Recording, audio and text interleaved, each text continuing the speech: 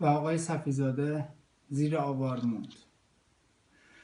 آقای صفیزاده رئیس ایستگاهی بود که به خاطر بیکفایتی اشخاصی مثل پیمان نیکبخت، داوری، مدیر عاملی که از حتی یک سرلوله و یک لوله آتش نشانی سر در نمیاده، مدیر عاملی که فقط به خاطر ریش و پشم مدیر عامل سازمان آتش نشانی شده، سازمانی که امنیت یک کشور رو تأمین میکنه.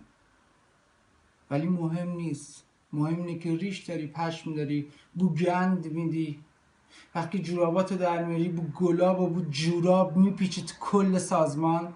و وقتی که میای توی ایستگاه میخوای بازرسی کنی، بچه ها خسته و کوفته از حریق برگشتن و فقط به آن کارد تخت بچه ها کلید میکنی. چرا؟ چون بیشوری، چون بلد نیستی.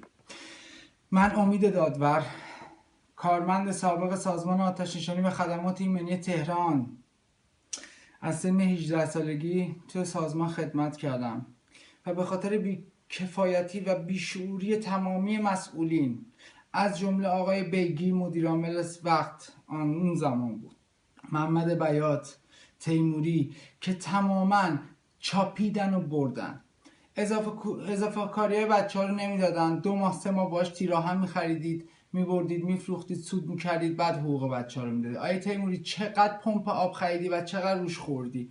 آقای پیمان نیکبخت، تمام این فاجعه ای که تو ساختمون پلاسکو رخ داده مسبب شمایی. این بچه هایی که رفتن زیر آوار خوابیدن، پیمان نیکبخت، این همون بچه هایی بودند که شما به خاطر اینکه بچه ها رفته بودن جلوی وزارت کار شکایت کردین، اعتراض کرده بودن که یکم حقوقشون زیاد بکنید، شما همین بچه هایی که الان زیر آوار خوابیدند رو برداشتید توبیخ کردید، اسم تک تکشون جلوی وزارت کار نوشتید و آوردینشون توبیخشون کردید جلوی اداره مرکزی، همشون رو وادار کردید باغچه های اداره مرکزی رو بیل بزنن. ایشون هم این عکسشه، دارم عکسشو براتون میارم که قیافه اینو ببینید. ایشون پیمان نیکبخت مدیرعامل معاون مدیرعامل هستن. ایشون کسی هستن که همکار پدر من بوده، پدر منم آتش نشان بوده و هم دوره خیلی جدیدتر از پدر منه، ولی منو ایشون استخدام کرده. ایشون تمام اون بچه هایی که تو این چند سال بونشون قطع شده ایشون کرده، با آقای داوری، با مدیر عامل بیشور که هر ماه یه دونه چوپون میارن تو اداره. ایشون هم من فکر نمی کردم انقدر چوپون باشه، رفته تو انگلیس دوره دیده و میدونه که ساختمونی که سال 1341 ساخته شده و در اثر دادن آب از 2 تا مانیتور از طبقه بالا دیگه احتیاجی نداره نیرو رو از تو بفرستی، لوله کشی کنی. ساختمونی که 610 واحده، 17 طبقه است، کم کم 80 تا نیرو میخواد، 40 تا نیرو از یه ور فرستادی و 10 تا نیرو از طرف شرقی فرستادی، داری ساختمون آبیاری میکنی، از اون ور داری با استوکر و با مانیتور آب میبندی تو ساختمون، این ورم بچه‌ها رو فرستادی توی ساختمون که چی بشه؟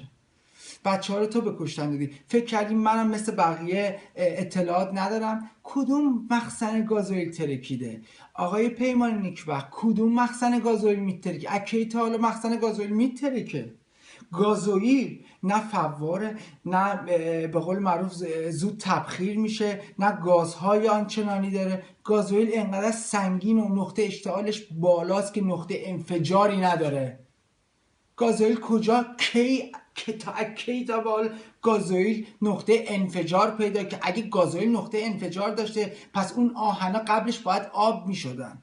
چرا دروغ میگید به مردم؟ انقدر آب بستید، بیکفایتی شماها، بیشعوری پیمان نیکبخت و داوری و اون مدیرعامل احمق که سر در نمیاره، یعنی بچه ها رو همه رو به کشتن دادی. پیمان نیکبخت بگو به مردم، جلال ملکی که با من توی ایستگاه 21 بودی، کاردان بودی، 2 تا خط داشتی، دروغ نگو به مردم.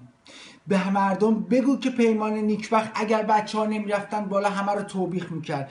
بگو این آقای صفیزاده بنده خدا که با بیسیم داره میگه آقا نفرستید بچه ها رو، داره میخوابه ساختمون، تو داری از پایین بچه ها رو میفرستی بالا. دیدید که چند تا آتششان از دیوارا دارن میان پایین. به خاطر چی؟ به خاطر اینکه مردم عزیز من، این ساختمون 20 دقیقه قبلش تمام اون طبقات، تمام راپلا خراب شده بود، اومده بود رو هم دیگه. درسته؟ آتش‌نشان بیسی میزن. من خیلی صداهای دیگر رو دارم. آتش‌نشان بیسی میزن که آقا نیرو نفرستیم، ما گیر کردیم بالا، نمیتونیم دیگه به ما کمک کنید. ولی به خاطر بهتر رهبری بیشور که اجازه پرواز نمیدن، تمام اون جوانای بدبخت زیر آوار موندن، تمام از دیوار داشتن میمدن بیرون. رضا شفیعی 2 ماه دیگه عروسیش بود. آقای رضا شفیعی 2 ماه دیگه عروسیش بود. نامردا چی کارش کردید؟ این هم عکس کسانی که تو این حریق همشون گیر کردن و مردن. خون تک تک بچه هایی که توی این حریق گیر کردن همش پای رضا، همش پای این پیمان نیکبخت. ندارم برنامه زنده اجرا میکنم، ندارم روی سن براتون برنامه اجرا میکنم. اینو دست به دست بدید بره برای همه. نه به خاطر سیاسیون دارم میدم، نه به خاطر کسی، دارم به خاطر عشقم به آتش نشانی، کسی که خدمت کرده تو سازمان آتش نشانی دارم این فیلمو میدم بیرون. مردم رو گول نزنید. این شماها فکر کردید که مردم از کجا دارن؟ فکر مردم از پشت کو دارن میان؟ فکر همه اطلاعاتشون در حد صفره؟ مردی که بیشور بچه ها رو برشی فرستادی توی آتیش، بعد گفتی اگر نری توبیخی میکنی؟ آخه به چه دلیل؟ اون مدیر عامل بیشور با قالیباف بیشور دارن با همدیگه این گوسفند، مگه دارید بز میبرید بچرونید؟ آخه برگشته میگه نیروهاتو نمیدونی کجا؟ اونم میگه بله بله. آخه بله یعنی چی؟ مردی که جواب این بچه ها رو کی میخواد بده؟ بفرمایید آقا. جواب این بچه ها رو همه رو شما باید بدید. الان عکس تک تکشون رو براتون میارم. شما نگاه کنید ببین این جوونا رو کی به کشتن داده. پیمان نیکبخت،